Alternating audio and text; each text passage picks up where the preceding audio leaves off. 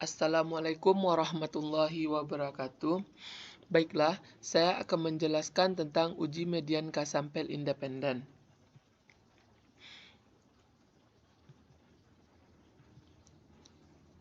Uji median adalah uji yang digunakan untuk menentukan apakah K kelompok independen berasal dari populasi yang sama atau dari populasi-populasi yang mempunyai median yang sama.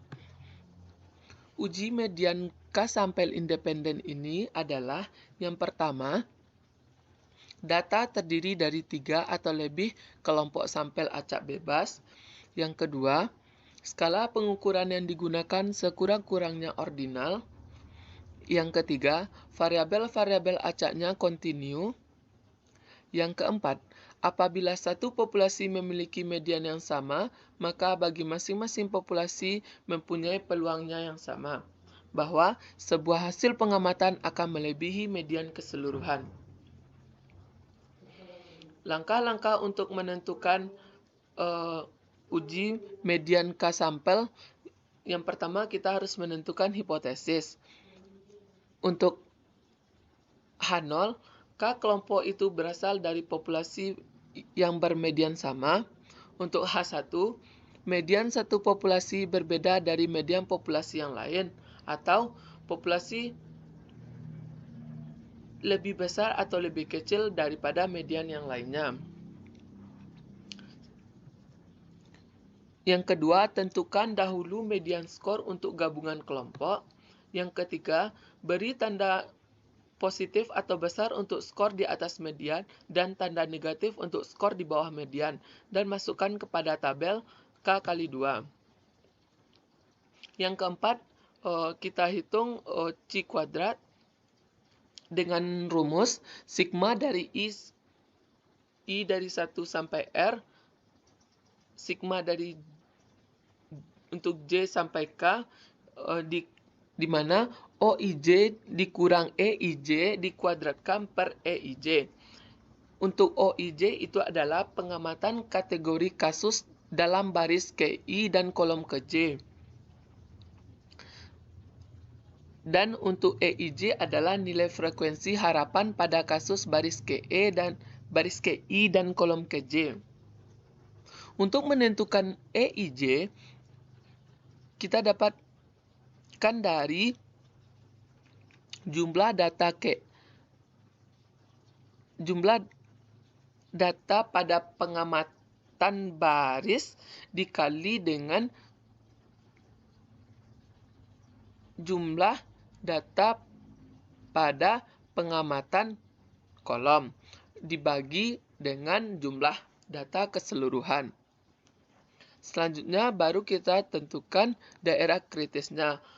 Apabila dia berada di daerah tolak H0, berarti statistik uji untuk uji C kuadrat itu harus kecil dari statistik uji pada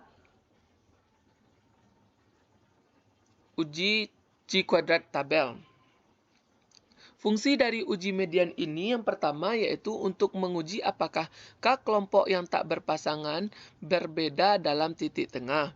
Yang kedua, untuk memberikan keterangan apakah K kelompok yang tidak berpasangan ditarik dari populasi-populasi yang mempunyai median yang sama. Contoh kasus, dalam bidang pertanian telah diketahui bahwa besarnya hasil tanaman padi diantaranya tergantung dari banyaknya pupuk urea yang digunakan. Kita ingin menguji pada taraf nyata 5%. Apakah rata-rata hasil padi akan meningkat dengan meningkatnya dosis pupuk urea yang digunakan? Misalnya data hasil padi dengan satuan kuintal per hektar dan dosis pupuk dalam satuan kilogram per hektar. Ini adalah data untuk takaran urea yang diberikan kepada tanaman itu ada 4 sampel. Sampel pertama takarannya 100, sampel kedua 150, dan sampel ketiga 200, dan sampel keempat yaitu 250. Langkah pertama, kita harus menentukan hipotesisnya terlebih dahulu. Untuk H0, keempat sampel mempunyai median yang sama. Untuk H1, minimal ada satu sampel mediannya berbeda. Dengan taraf signifikansinya yaitu alfa sama dengan 0,05. Statistik ujinya yaitu uji chi-square atau uji chi kuadrat. Dengan daerah kritis apabila dia tolak H0, jika statistik uji kecil dari statistik tabel. Perhitungannya, langkah pertama yaitu kita harus menentukan median gabungannya dengan meranking data yang kita peroleh, dan kita mendapatkan median gabungan yaitu 59,85.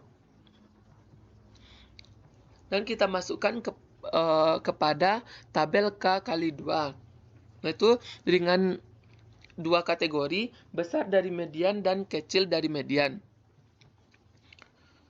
Setelah kita mendapatkan frekuensi observasi dan frekuensi harapan, kita langsung masuk kepada statistik uji untuk menguji uji chi kuadrat.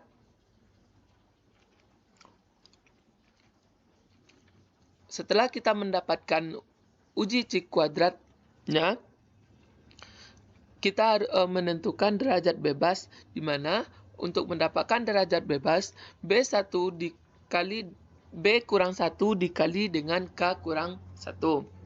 Itu di mana B itu adalah jumlah atau banyaknya sampel, dan K itu adalah banyaknya kategori. Dan kita dapat dari tabel yaitu untuk uji chi-square dengan alfa 0,05 yaitu 9,35.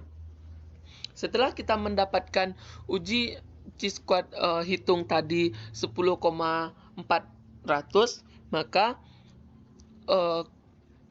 kita tentukan yaitu berarti dia itu adalah tolak H0, dan dapat kita simpulkan itu minimal ada satu sampel dengan median yang sama.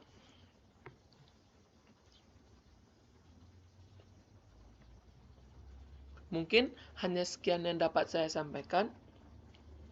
Salah dan janggal saya mohon maaf. Assalamualaikum warahmatullahi wabarakatuh.